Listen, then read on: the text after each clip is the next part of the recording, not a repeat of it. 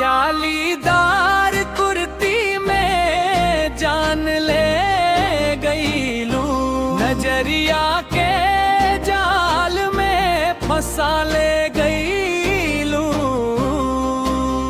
हवा गई से चले बदन लहराए, शहर सारा तो से पागल हो जाए। जालीदार कुर्ती में जान ले गई लू, नजरिया के जाल में फंसा ले गई लू।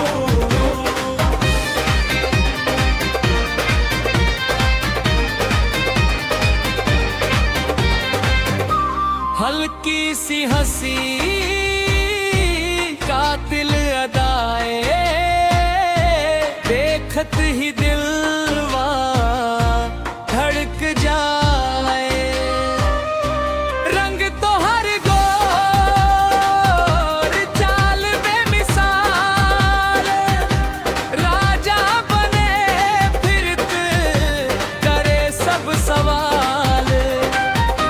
कमरिया मटकावे दिल धक धक होई, तो हो रे आगे ते सपना भी शर्माई। जालीदार कुर्ती में जान ले गई लू, नजरिया के जाल में फंसा ले गई लू।